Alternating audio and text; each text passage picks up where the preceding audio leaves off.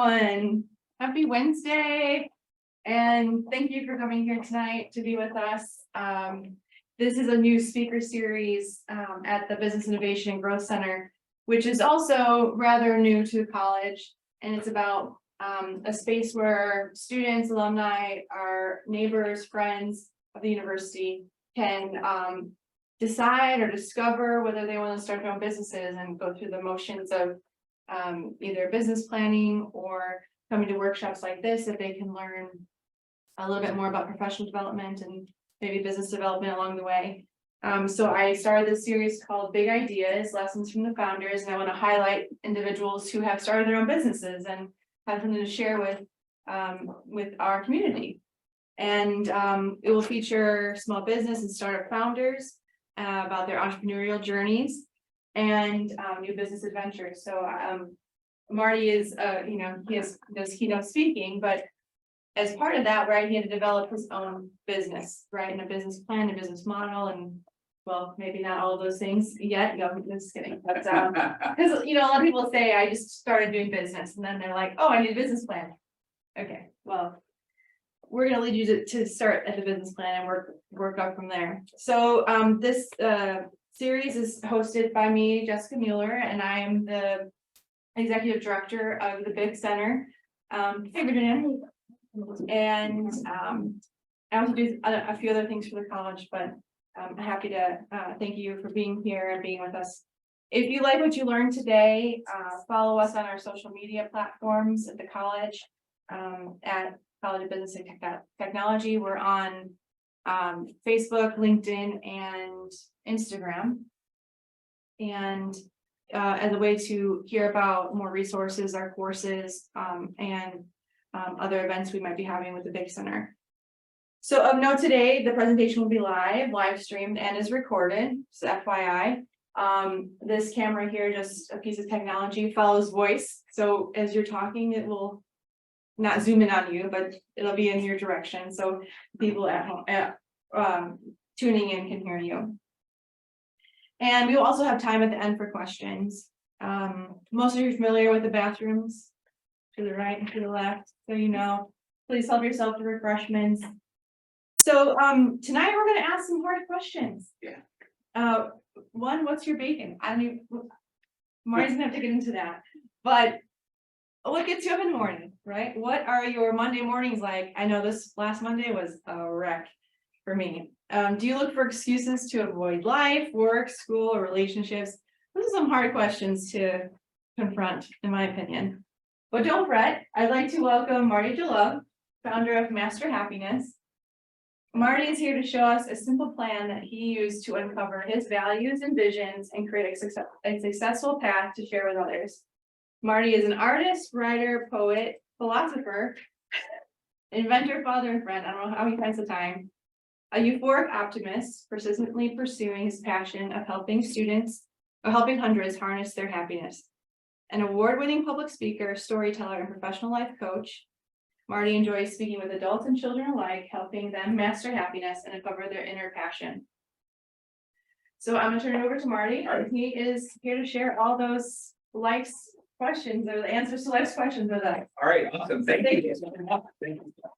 Thank you. You got through that intro. I put a lot of alliterations in there purposely to make the person, purposely to make it more difficult for you. All right. So I am Marty Jalove. My company is Master Happiness. I did all kinds of things throughout my entire life. And I always say to myself, everything I did, every mistake I made, every hill I had to climb has led me to this point. Okay. Jump to the next slide. Very next slide. Perfect. All right. So this is what I want to talk to you about. This is what's so important. Everyone has been swimming or knows what a swimming pool is, right? Okay, excellent. So when you think about a swimming pool, I want you to really think about this. A swimming pool represents what you're going to do in your future. A swimming pool represents your entire life, your business life, your relationships, everything. And what I mean by this is this.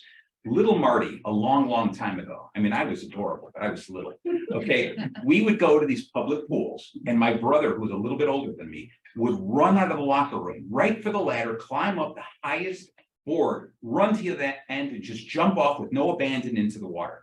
Okay, and I saw other kids playing in the water and they're going in the deep end. They're just swimming and playing, but I overthought everything. What I did is I walked in there and I had to kind of look around, and I walked around the pool looking like, oh, 4 feet, that's deeper than me. Like I'm going to die here. And there's too many kids. They're not going to recognize that I'm still in here. Right. I was scared to death. I would walk around spending so much of my day contemplating what it might be like going in the water without actually going in the water, wondering what it would be like, dreaming about it, thinking I really want to do this. And then every once in a while, I would get that courage to say, I'm just going to do it. And I'd climb up that ladder, right? And I would go to the end of the board. I would stand there. And when you're at the top of a 12-foot board, it looks like the water's 100 feet away. You know, that pool looks so small, like, oh, if I jump, I might miss the pool. Okay, it looks so small, so far away. And I did multiple times, I'm embarrassed to say, but multiple times I had to do that walk of shame where I had to turn around and walk off the board. And the steps, the ladder is filled with people, right? All these people are going, you have to get down, you have to get down. Just jump, just jump. I mean, no, I can't. I have a phone call to make. Okay. And I climbed down, I wouldn't do it. Over time, I finally got into the water. And I want you just to think of that in the idea.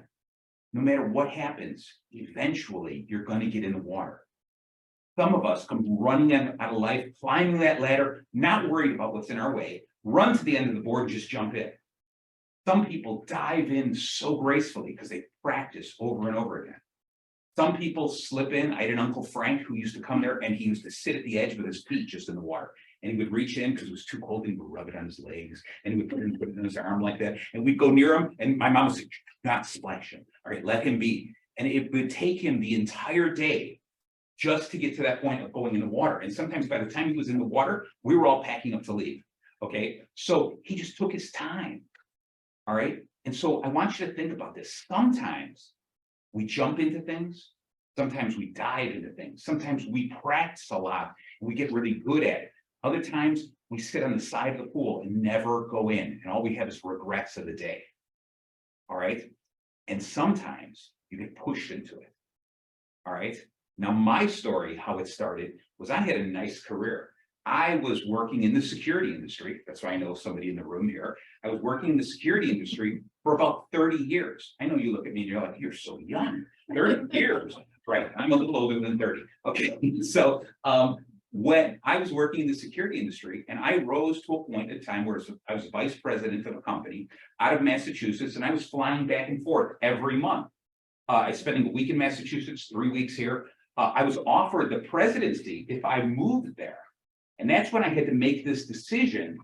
Do I really want to pick up my entire family and move to Massachusetts to run something that, even though I spent my entire life and I was successful at it, it still wasn't in my heart. There was something missing. Now, I'm going to tell you, I was very successful there. I was the vice president of sales, marketing, and R&D. Okay, I ran divisions with engineers, developers, designers, artists, programmers, etc. I had programmers in China that I worked with, and because of that, I ended up with 2 patents under my name. Okay, and so I really strived for it. Anything that I tried, I said, whatever you're going to put your mind to, do it the best you possibly can. Okay, one of the mottos I have is it's all about bacon. It's either you're heating, eating, or cheating. Okay, so when you take a look at a plate of bacon, you're either heating it, in other words, you're cooking it up, right? In other words, you're doing the things you have to do to get to the point you want to be at. That would be eating. So sometimes I'm eating bacon and I'm loving it. And that's what all my hard work led to. But if I'm not eating or heating, then I'm cheating. I'm cheating myself. I'm robbing myself of the glory that I get from doing the work to get to the point I want to be at. Okay, so that's been my motto for the longest time. And when I look at this, when I look at the things I did in the security industry, I have dozens of inventions. Okay, and like I said, I'm very proud that some of them earned a patent. Okay, I did wonderful jobs, and I was doing a lot of training in the security industry. I would travel the country, sometimes a few of the places outside the country, but I would travel around. And what I started doing was I noticed that these were small business, mom and pop shops, mostly locksmiths. Okay, and they were wonderful people, great minds. I loved the way that their mind worked, how they viewed problems in a physical world. And they said, this is how we have to change this. We have to tweak this. We have to change this. And they did wonderful things like that. And I loved it. And I can connect with that. Because I'm definitely a right and a left brain kind of person. I'm an artist, like you heard, I'm an artist, a writer. I do a little bit of everything. I love everything about life. Okay. And so the thing that I noticed with these small business people were they weren't great business people. Okay.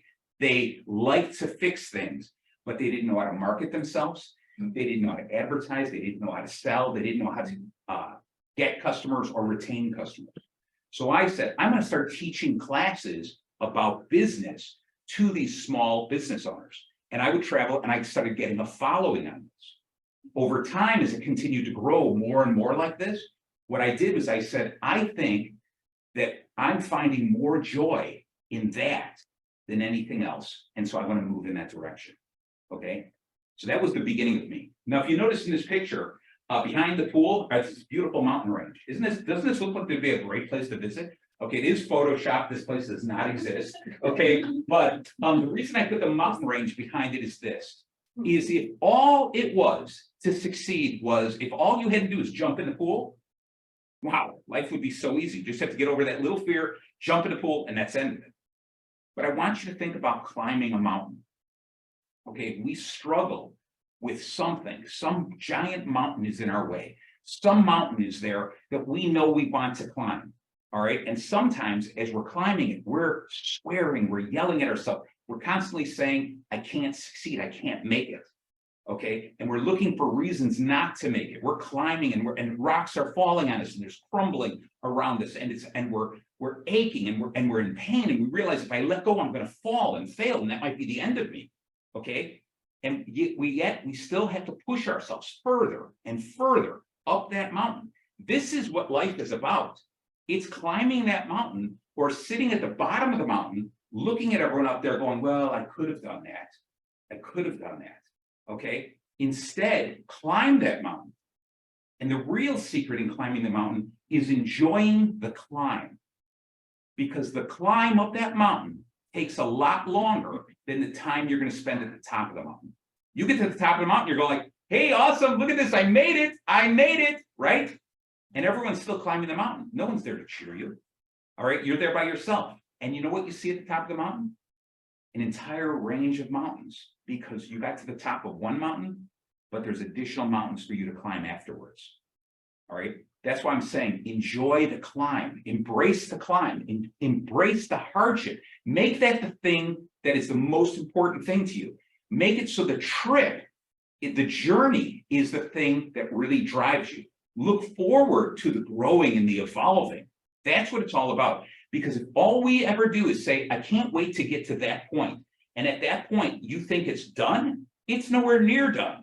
Okay, it's done, unfortunately, when you're laying on the other side of the grass. Okay, when you're 6 feet under, that's when it's done. Until then, you will find me continuing to talk, continuing to spread this information and this joy, because it's all about the journey. And if I can turn one head, if I can make one person believe this and understand this, that's exactly what I'm going to do. I'm going to continue to push it, because this is what I found where I find real joy. I wish I had this type of joy. I wish I had this type of excitement when I was in the security industry, because I spent 30 years of my life in there. All right, I did great things and I loved it. I loved the people I worked with. I met wonderful people. I learned so much and I was growing constantly. But it took me a long, long time to finally get into the water and do the thing I really want. Now, what happened with me was I was building this business slowly, moving, and it was a side business I was teaching. I went to the owners of the company I was in and I said, this is what I would like to do. I would like to start teaching the classes as I'm doing trade shows all over the country, but I'm going to teach the classes under my company name, Master Happiness. And I will work the show under your company name, which is Hudson Locke. And I said, and we'll work together like that. And at first I thought, I don't know how they're going to feel about this, because they're paying all the expenses, they're covering everything. But I gave them the idea saying, look, there's more importance, there's more integrity, more credibility involved in it if we're two separate entities. Because if I sit here as Master Happiness and I'm pitching an idea to you and saying, you can grow your business, let me show you how to grow your business. If I can do that, and then later you see me at the trade show, then they go, oh my gosh, I loved you. You're such an impassionate speaker. Is this good product to buy? Okay, so I suddenly add credibility. Okay, by the way, part of my value system is not to sell anything I don't believe in. Okay, which is very important. Maybe some other time, depending on our time, we might get into the whole idea of setting up your values. what's really important, which is the most important thing for you to do before you start your business. Because as charming as I look and as trustworthy as I look, and as much you all want to just take me home and, you know, and say, you're wonderful. I want you to meet my family. All right. There was a dark side of me where I wasn't that great of a salesperson. I was a bad salesperson. I tricked people. I was not a good person. And what I realized was, even though I was closing a lot of sales, it was through trickery, exaggeration, lies even, okay, never brought me joy.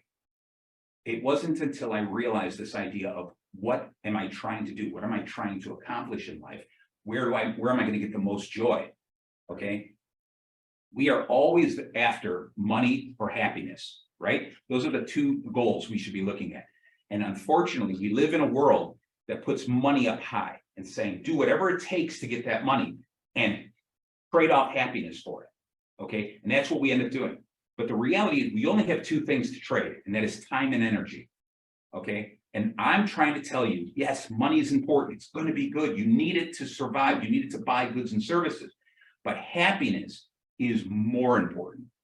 Because if you are not enjoying what you're doing, if you don't feel that you have a job with purpose and passion, you will never succeed. You will never truly be happy. And it will change you physically. You will feel awful. You'll stress out. The anxiety, the depression will set in, and you'll never truly be happy. I make less money now as a professional speaker, as a business coach, etc. I make less money now than I was making when I was a VP of a company. I'm working my way up. I make enough money. I make the money that I need. I'm nowhere near making the money I want. Okay. But I'm moving in that direction. But I have never been happier out of all these years of working more than I am right now. The opportunity to speak in front of you people here, to me, is an absolute joy. Even you people up there, this is an absolute joy for me. All right. I really want to plant a small seed in your head.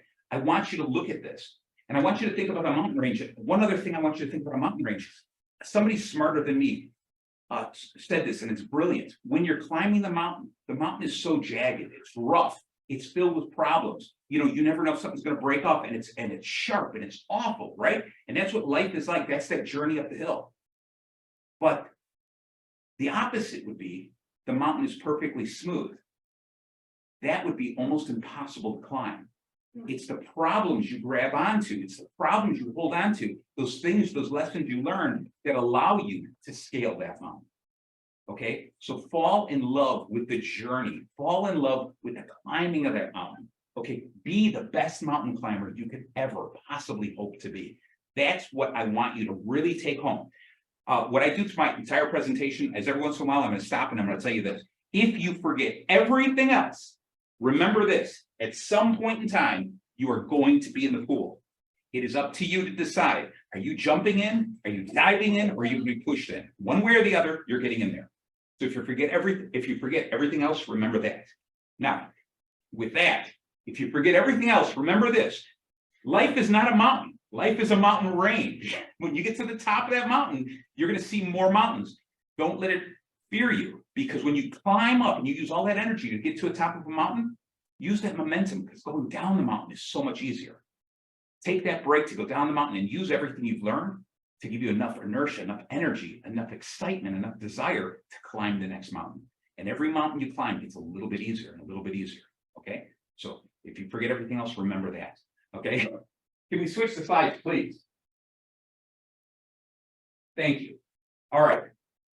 Over all this work, all the things that I've been thinking about throughout my life, my idea is trying to figure out what is the secret of happiness. Because all I want to do is really be happy. I want my kids to be happy. I want my wife to be happy. I want everyone in this room to be happy. So just for a moment, I would just like everyone smile. Nice. All right, good. I know most of those were nervous smiles, but that was beautiful. That was good.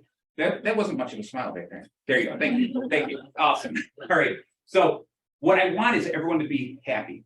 Now, my card says my company's Master Happiness, and everyone goes, they introduce me. You did it right. Thank you.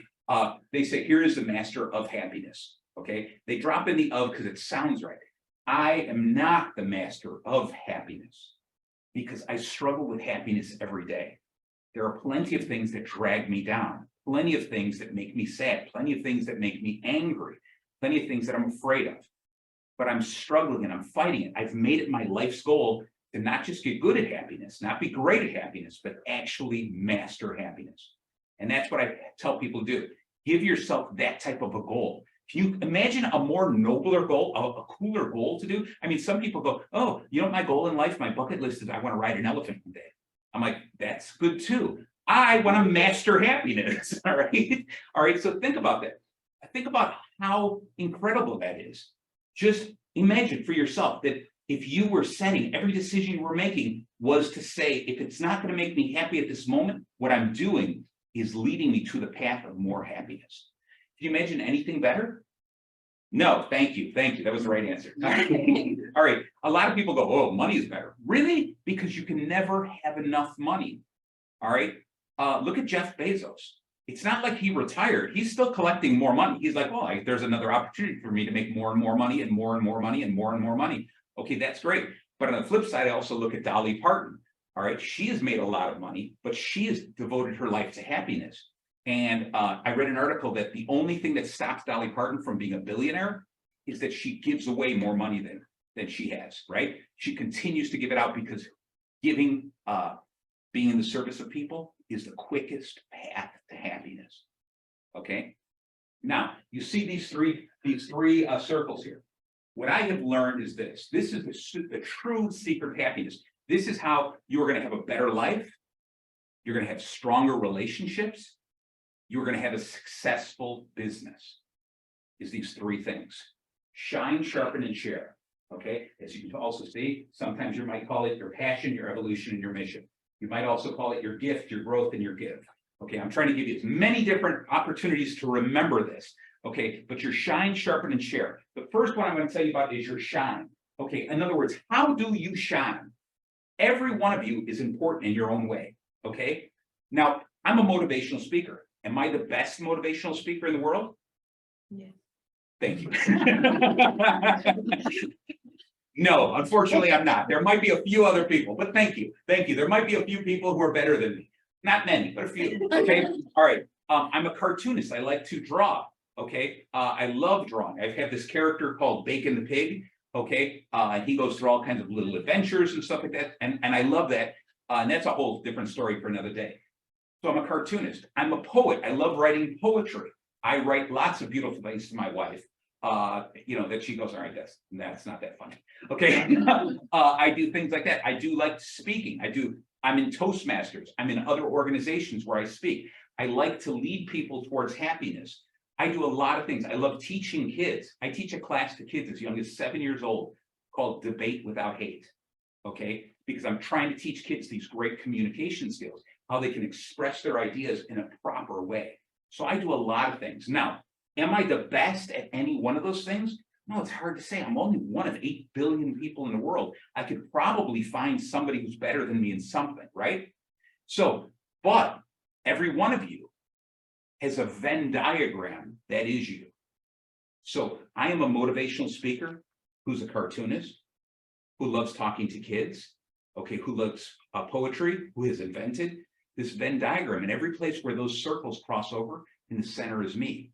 And although I might not be the best inspirational speaker, I am the best inspirational speaker who's also an inventor, children's book author, children's speaker, cartoonist, and whatever else I said. I'm the absolute best at that, okay? And so I want us to think about this, because when I tell you to believe in yourself, I want you to think about who you really are. You are a combination of all those kinds of things. And so when I say shine, I want you to tell the world what you're good at. Now notice, I just said all these things. I'm a good motivational speaker. I like kids. At one point, did I ever say that I'm better than you at speaking? Did I say that? No, you started nodding your head. No, I didn't say that. No, I did not, right? I didn't say that. No, because I'm not talking about bragging or boasting. I am not talking about stepping on people, making people feel worse. I'm talking about being proud of who I am, proud of my gifts. Okay. And that's what we should shine. That's how we shine. That is how we should say, this is what I'm good at. And I'm proud of it, because you have gifts, skills, talents that you should be proud of. That's what makes you who you are. Okay. Next, that's after shine. The next is sharpen. What are you doing to improve what you're good at already. What are you doing every single day to get a little bit better at what you're good at? Okay, for me, I speak as much as I can. Not only do I want to improve what I'm good at, but I want to improve those fringe items that where I'm a little weak, I'm going to push for it. I wasn't a very good writer. Okay, I could speak, but to write a speech out ahead of time, what I'm going to say, the most I do is an outline. To write the whole thing, I'm going to say this, I'm going to say this. It was difficult for me to do. So I knew that that was a muscle I had to exercise. This was something, a skill I needed to sharpen. Okay, so what I did was I immediately started writing, and I write every single week. I write multiple things. Okay, I write blog posts. I write posts for people. I have companies that I work for. I write for them. I write articles for 2 different magazines. I push myself because I know that was the spot where I was weak enough, but I'm also shining, saying I am talented because I'm creative. I can think for myself. I have interesting ways to explain difficult subjects. So if I can speak it, I can certainly write it. And I convinced myself I can write it. And I push that muscle by forcing myself to write as often as I can to get that muscle bigger and bigger and better and better. So ask yourself, what are you doing that's really sharpening your skills? And you can't go, well, I show up to class. No, that's showing up to class. I'm talking about what are you doing? And even you, the faculty, what are you doing every day to sharpen your skills? Okay, one of the other things, this is it. I hated reading my entire life. I couldn't stand reading. I start reading and then, I'm through a page and suddenly I'm like, I don't even know what I read. I have to go back to it and start all over again. Well, it sounds like they're applauding out there for me. That's nice. They also don't like reading. That's right. They don't like reading. Excellent. So I hated reading all the time. And so then I switched to, can I do audiobooks? And I was doing that, and audiobooks were so long, and I found myself falling asleep in audiobooks. So I found a thing that does these, they're called blinks, a shorter version of a book. And I just do how-to books, and they're short versions, 15, 18, 20 minutes. And if I really love everything they're talking about, I get the longer audiobook, I get the real book, and I follow through with it. So I'm forcing myself to become a better reader. To give you an idea how much I focus on sharpening myself, last year with those small books, I read 148 books. Okay, all how-to books. Thank you very much. Wow. Because all I'm after is continual improvement. Okay, what good is it? Again, why not be, if I can't be eating, I should be eating. Okay, remember, I've got to be constantly cooking that bacon if I'm expecting to enjoy it soon. All right, so continue to improve. This year, I'm planning to try to beat that record of 148. I'd like to see if I can get 200 books this year. Okay, and that's the goal for me. So ask yourself, how am I improving myself? Not what someone says, hey, you should be doing this, turn in this homework, show up to class. That's the stuff. Those are your responsibilities because you made a commitment. Make learning, expanding, evolving a priority in your life. That's what you have to do. And you have to do something where you're the only one in control of if you're going to do it. That's how you truly sharpen yourself. Okay, and the last part here is the sharpen. The last one is share. Okay, what good is it? What good is it if I'm a motivational speaker and I'm good at it and I can share information and I read all these books to learn more information? What good is it if I just stayed at home and didn't share it with anyone? Wouldn't that be terrible? Wouldn't that be awful? Okay, what if no matter what your skill is, no matter what you believe in, with the thing that makes you special, and you continue to work at it and get better and better, you just never share it? Think of the greatest artists and composers throughout history. These people who made beautiful music that you can listen to so intently and say, I don't even understand how they could orchestrate something like that. What were they thinking to get to that point? Wow, they just changed the music up. You take a look at some paintings that people do, and I'm talking about the classic paintings, but even nowadays, the most common things. I love looking at graffiti, okay, where somebody with a spray can, because I used to live in this neighborhood by the way, down Pulaski near Armitage. And so back in the day, you would see some of my artwork on viaduct walls, etc. All right, I was not that good of an artist. Now I love watching a train go by. I take out my phone, I take pictures because the graffiti is awesome.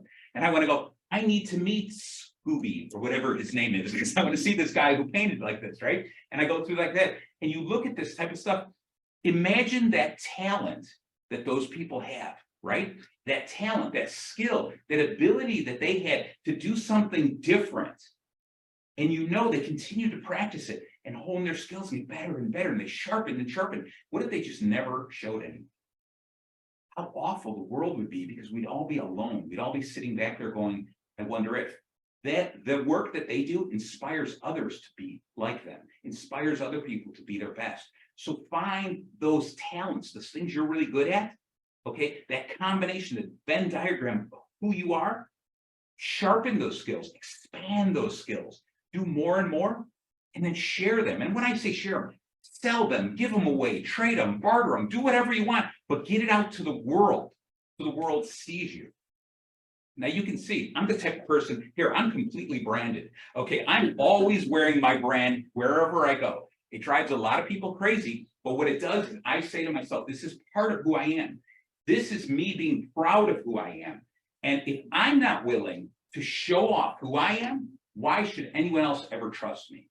Okay, so do not be afraid to scream to the world, to say, this is who I am, this is what I'm really good at. And if someone goes, well, that's stupid, why are you doing that? You don't need those people in your life. Keep moving forward, because it's the people who are different, the people who differentiate, the people who find their own path are the people who stand out. Okay, when I walk into a networking group with all these executives and I come in with a shirt like this, I have multiple shirts like this in different styles. Okay, when I walk in like this, everyone stops and they kind of like, what is that about?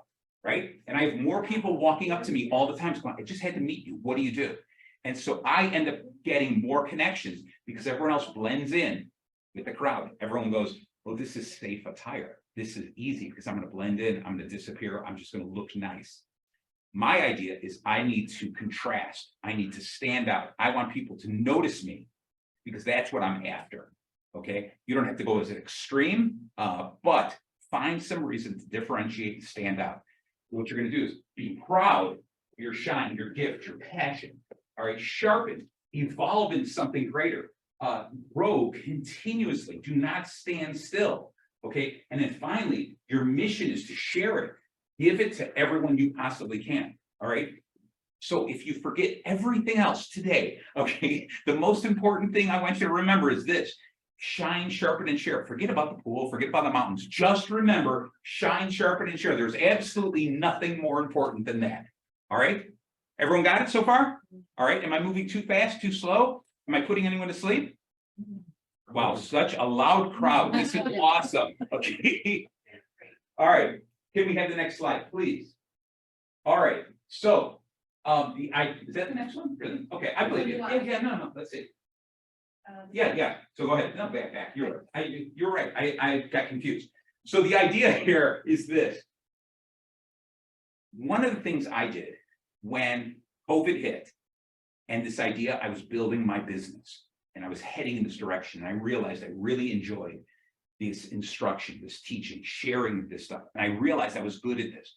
Sometimes what happens is you become so good at something. Okay, let me hurt my arm, patting myself on the back. Sometimes you get so good at it that you start assuming everyone already knows it. Everyone can do this. You know, I'll draw a picture sometimes, and I'll do this thing with kids where I draw these pictures, and what I'll do is I'll cover up half the page with a piece of paper, and I draw the head with a neck, and I'll flip it over, and they have to draw the body, and we reveal it, and it's it's a funny character. And I look at this and go, oh my God, these kids can't draw. Look, it's embarrassing. I go, don't tell your mother that we did this together. Okay. Obviously, I'm joking. But what happens is that what we have to do is we have to continue to grow. And so when I started my business, I worked with kids pretty much solely on my own. I was working with businesses in the security industry, and that was going well. But I was doing on my own, completely outside, I was working with kids, teaching kids, and I was doing all kinds of classes, teaching them everything, anything that I could learn on my own, and expanding my ideas, my thought process. As soon as I learned it, I wanted to pass it on to other kids. I was asked by this group, hey, can you do this drawing class? Yes, I can do this. Marty, can you do a joke writing class for kids? Yes, I can do this. And they came up and they said, hey, we booked you for next week. I'm like, what am I teaching? They were like, you're teaching origami. And I was like, going, what made you think I could do origami? You can't? I was like, yes, I can do origami, but that's beside the point. You just assumed I could do origami. And they're like, well, because we know you could learn origami and teach it, right? So I did anything and everything because I had a passion. My passion was not drawing. My passion was not telling jokes. My passion was not origami. My passion was helping these kids expand and see something outside of the norm. So I got really good at that. Well, the pool was there. All right. COVID just hit. I was in Los Angeles at the time, March of 2020 it was. And we're sitting there before we had to fly home, and everyone's talking about the virus. Like, oh my God, this is going to be awful, the virus. And I was like, wait, what's actually happening? And they were like, you're going to get on an airplane and fly back to Chicago. I have to get back to Chicago. And they're like, this virus is killing people. I mean, they just held a cruise ship here and stuff. I'm like, what am I supposed to do? They were like, I would rent a car if I were you. I'm not going to drive from Los Angeles all the way to Chicago, right? So I got on that plane, I flew back home, and I remember just sitting like against the window like this, not knowing what was going to happen. And I'm not making light of it. It was a terrifying experience, right? And so getting home and suddenly going, thank goodness the classes I was doing with the kids was all via Zoom. Okay, so I was like, I can continue to do this. And I think this is beautiful because what I'm going to do is I'm going to offer this more because kids are now stuck at home. They can't go to school. They need something else. They need some way to brighten their day. And by doing that, this whole idea of, wow, master happiness, I can actually bring more happiness to more people. So I kept doing this and I was creating these classes on the weekends and the evenings, whenever I could do this. And then the company I was working for and I came to a decision. We came to a disagreement. Okay. And the disagreement was simple. They didn't want me to work there anymore, and I wanted to work there. so they won. Okay. And I got off the phone. I realized what had happened. Sat there staring at my computer for a little bit. I went upstairs, went to my wife, and I go, I got great news. And she goes, what is this? Like, here it is, the midst of COVID. She goes, what's the great news? I go, Master Happiness is full time now. And she goes, what happened? I go, you know what? I got pushed into the pool. Okay, so this means I have to devote my life to this. I have to push myself because this is my dream. This is what I'm going to do. I can't look at the water and say, well, maybe I'll go in later and I'll postpone it a little longer. And I'm just going to walk around it. I'm going to stick my toes in it, but not actually jump in. I said, this is the opportunity I needed. Somebody pushed me into it. I've got to do it. And we agreed. Absolute worst time in the world to try to start a business, just as COVID hit, right? Well, the next thing happened was teaching kids like that. Now I'm saying, well, now I'm free during the day, so I can teach during the classes during the day. Kids are in school. So I'm like, now I don't know what I'm supposed to do. I'm trying to figure this whole thing out. I studied, I put a lot of effort into improving the way that I design websites. I started creating my own marketing, studying all that, continuing to sharpen myself. But it came to a point of going, I can't make a living doing this thing with kids. So what I had to do was evolve. And I said, I have to put a stronger emphasis on what I was doing for those small businesses in the security industry and start opening it up to everyone else. And that's when I started evolving into something else. I went to the chambers of commerce. I got involved, got in front of everyone, started speaking in front of everyone, realizing the first time I spoke, I'm like, doesn't everyone just do this? Why are so many people afraid to talk in front of a group? And realizing the majority of people are afraid to talk in front of a group. So I continued to push myself. And what I did, and what I continue to do is I continue to evolve. I see what is going to bring me money, but more important, what's going to bring me happiness. Where am I going to go? And in my list of values, happiness is my number one value. I look at it every single time. If I cannot bring you happiness, okay, or you cannot bring me happiness, I don't want to do business with you. Okay, that's my number one value, my number one promise to my audiences, my number one promise to all my customers.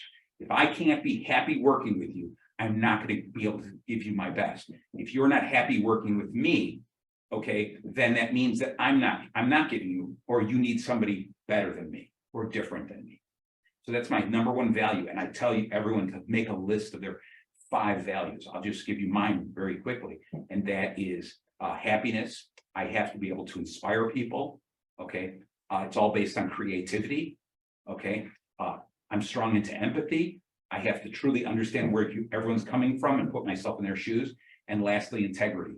I have to be able to do this honestly and be able to deliver on what I promise. And that's what I base my entire company on, those 5 values. So I encourage everyone to write your values, your list of what you're going to base your entire rest of your life on, your company, those little lists. All right. So if you don't evolve, you are just going to dissolve. You're going to disappear. You're going to turn into nothing. That's bacon and pig right there. Okay, please. I think this is the last slide. Go ahead. All right. So the question is this: what is your bacon? Okay. What is your bacon? In other words, what wakes you up in the morning? What gets you going? What gets you excited? What makes you want to tackle the day? All right. When I was in school, I used to hate Monday mornings. I worked at plenty of jobs where I hated Monday mornings, right? And you get up to the point where I get an upset stomach, okay? I would just get sick to death going, I don't know what to do. Now, I had a very caring, loving mother. She would say, shut up and go to school. Okay, that was her way of saying I love you, okay? Now I have kids of my own, and my youngest is 16. And every Monday morning, she is ill. In fact, she starts getting ill Sunday nights. Now, it must be a seasonal thing, because in the summer, she's fine. But during the fall and winter, she's sick every Sunday night. And to this point, my wife is like, I don't know, this is something, she's got some kind of virus or something. I'm like, it's not, how is it every Sunday and Monday morning? And then by Monday night, she's fine. Okay, well, it's maybe it's a 24-hour thing. Okay, so she hasn't convinced herself that has anything to do with school. But I said, this whole thing, I went through this and I asked myself, seriously, what would I have to do? What would I have to look forward to the next morning? Okay, so much that I would say, I cannot go to sleep. I'm so excited that I don't want to go to sleep because I'm looking forward to the morning. What would have to be promised to me in the morning? What would have to be there for me in the morning for me to get that excited that I'm looking forward to Monday mornings? And the answer for me is bacon. All right, plain straight across. If I smell bacon, all right, I love bacon, and I love bacon for every possible reason. I love the smell of bacon. The aroma of bacon goes up the steps, right? On Saturday mornings, my wife cooks me bacon when I'm trying to sleep, and that aroma goes up the steps, grabs me by the nose, like levitates me off the bed, and I float down the stairs without touching any of the steps, right? And as soon as I get down there, she goes, before it's bacon, here's the to-do list. These are the things I need you to do, okay? So she does this all the time, and I fall for it all the time because I absolutely love bacon. I love everything about bacon. I'm one of those kind of people. If you listen to bacon when it's frying, it sounds like it's giving you an applause. It's like, yeah, way to go, Marty. All right. I love bacon, you know, when I'm frying it and it shoots those sparkles and they just burn ever so momentarily. I'm like, oh, I love you too. Okay. So everything about bacon, everything bacon touches is just a little bit better. Okay.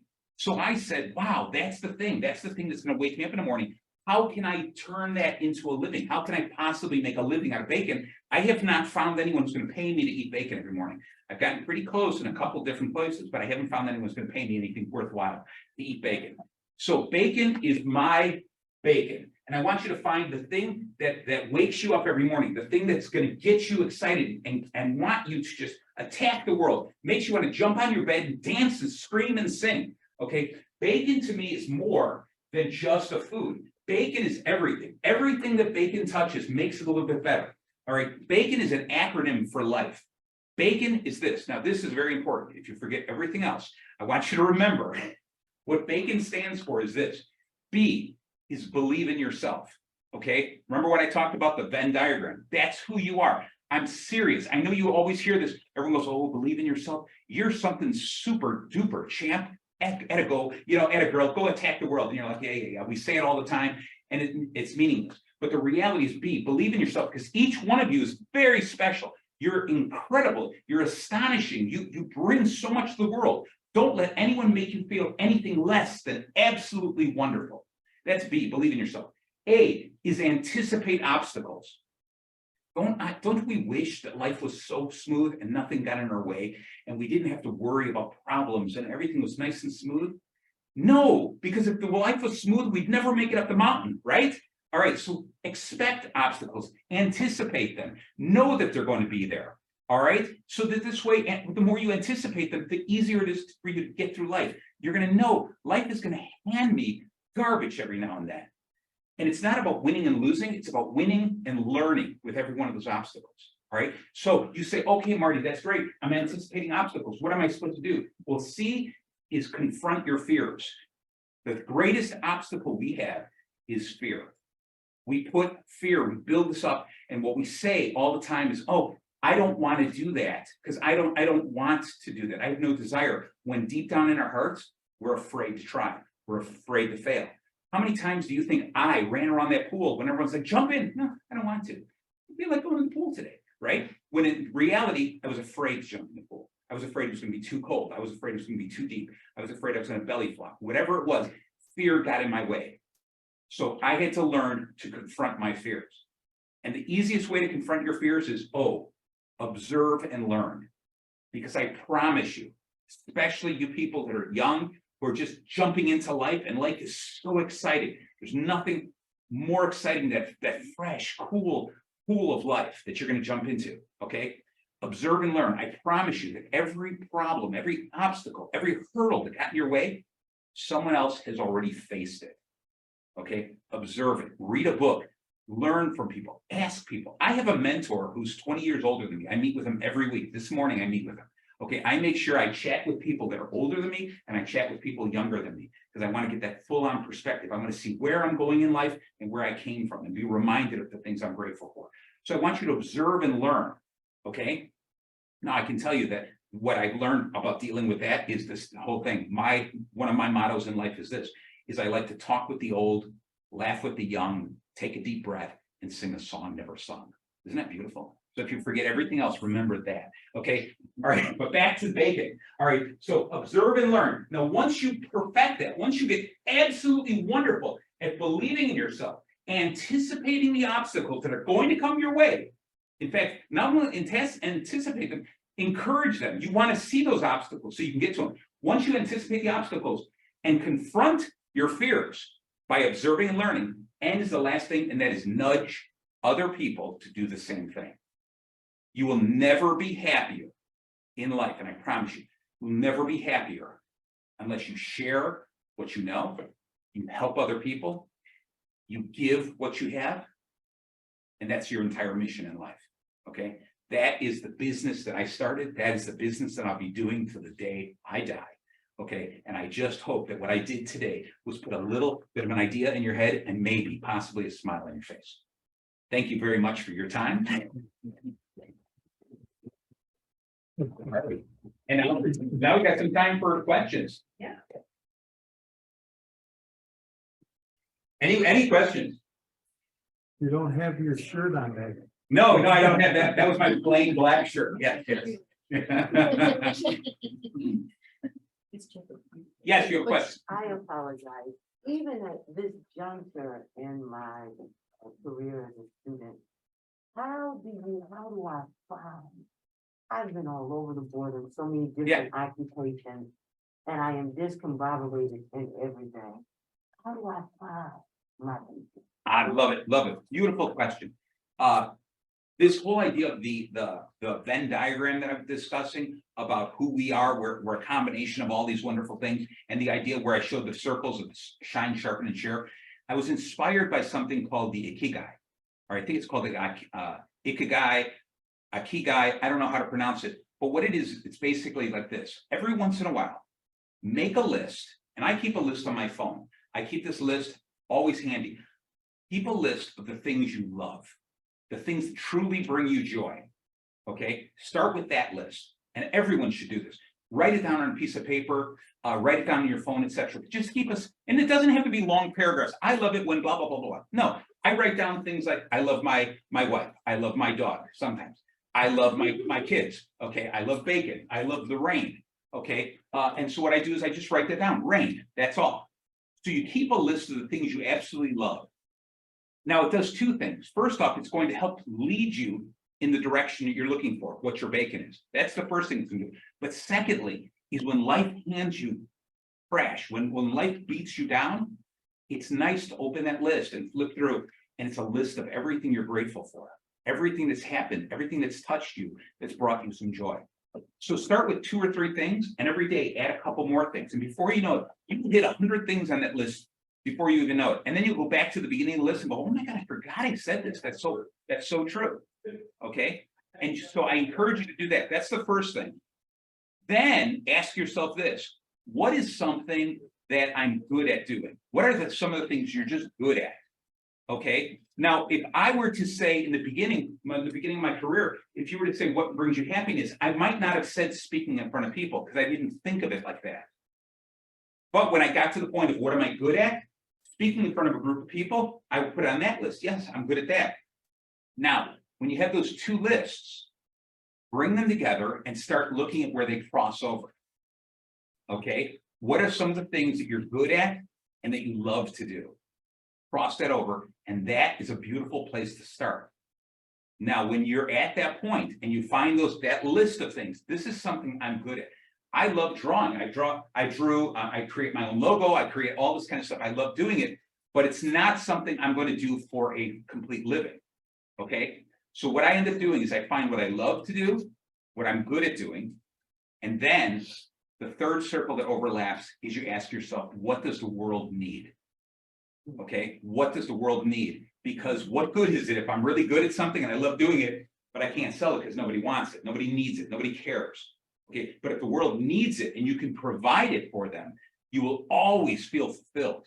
You'll feel like I'm actually doing something. My life means something. Okay, and then of course the last circle that overlaps is, can I make money at it? Okay, which is obviously, as much as I said I want you to chase happiness, we do need money to live. This is that's part of living, right? So if you can find, just imagine that, if you can find something that you love to do, right? Something that you're really good at, and good comes with time. You have to continue to sharpen your skills, right? So find something you love to do, something that you're good at doing, something that you feel the world needs, and that you can make some money at. That's it. You've just found that's the key. Okay? Does that answer your question? All right. So if you forget everything else, remember those 4 circles. Okay. What am I good at? What do I love to do? What does the world need? Can I make money? There you go. Wherever, but start with the list of just what brings you joy, what makes you happy, what do you love to do? Start with that list, because even if you never get to the other list, that list is so powerful to hold on to, and you'll just be happier that much more. You know what? There's one. Jessica printed this one form out, and I pass these out, please. This is this happiness worksheet. I'll give you the short synopsis with this. Is my daughter, when she was much younger, got close to committing suicide. She contemplated committing suicide. And this was one of the things that helped birth Master Happiness. Because as a father, this was something I didn't know how to combat. I didn't know how to beat. I didn't know how to even address the problem. And so I got her all the medical help she could use. And then over time, I worked with her on this shortcut to happiness. So it's kind of self-explanatory. Go ahead and look through it. Feel free to use it. You go to my website, and on any page, you see that little pink pig. Any page on my website, you click on the pig and you can download another copy of this. It is free to the world. Please take it and give it to anyone who might need it and share it. Okay. All right. And so if anyone ever needs any additional things, feel free to reach out to me. Follow me on social media. I'm all over the place. Okay. Master Happiness, or look up What's Your Bacon. All right. Is there another question? Any other question? It was a great question, but that can't be the only question. No, that's it. So was I so mesmerizing that you're dumbfounded? You have nothing to say. Did you have a question? You're just Any comments? Yeah. I was trying to think of one way. What do you want to do? Let me ask you this. How about this? So what's your bacon? What is your bacon? What's the thing that wakes you up in the morning? He gets excited. If you could do anything else at all, what would it be? What? Future. Your future. Being able to live the luxury girl lifestyle that I want to live. All right. But what are you going to do to get there? Like, what would bring you joy?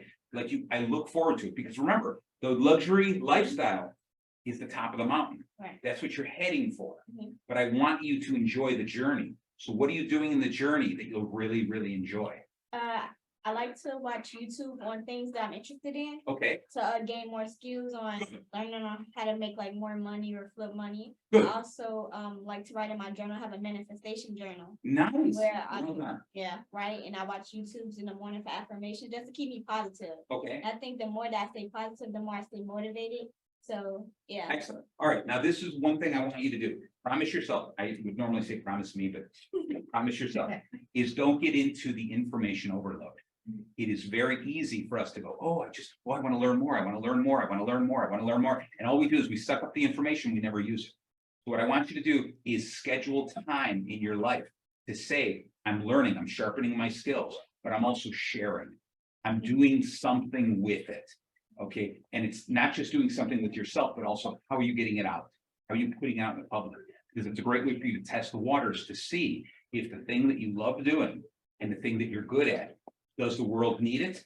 And can you make money at it? And the Yeah. only way you can do that is to test those waters. Yeah, I try to dedicate myself to whatever new skill or something new, a new interest. I try to dedicate myself 6 months into it. Excellent. So, yeah, Excellent. that's what I try How to you guys do. doing? Marty, there's Yeah. a question from Yeah. remote. Yes. How do you stay motivated when you feel defeated? Oh, excellent. Great question. Great question. Okay. We've got a crowd coming in. Yeah, come on, Come on in, come on in. All right, so walk around or here's the two seats here. So the question is, how do I stay motivated when I feel defeated? Okay, and that is really difficult, all right, because I'm human, and so I get defeated. I have lost. I have faced battles that I thought I could win, and I have fallen. I've fallen on my face. I've been embarrassed in front of people. This has happened, and it's going to happen. This is what we talked about, anticipating obstacles. But the greatest thing that I have learned to do is this, is realize that every single problem you face, every time you fall on your face, every time you skin your knee, every time you get laughed at, every time you get pushed, okay, turn it into a learning experience. And I know when I say it, it's again, it seems like, oh, these are words, you don't know what I'm going through. No, you know what? You can give me a lot of information. You might say you've gone through a lot of pain. I don't talk about the pain that I went through. I've had a difficult life, okay? I look upon everything that I went through and as an opportunity to learn. It's when you look at that and we say, I have a problem, something that dragged me down. And when I say, I'm going to let it continue to drag me down, okay, that is when you've given up on it. What you've got to do is to say, how did that make me stronger? Okay, how did I turn it around into something to step up? Now, there are people who are going to face things, face problems that they can't overcome. Okay, and this then I say you have to reach out for some professional help and get that type of counseling, some therapy, something like that. But most of us, what we end up doing is we have a dream, and as soon as we hit our first obstacle, we give up and we go, well, it was tougher than I thought, so I'm not going to do it.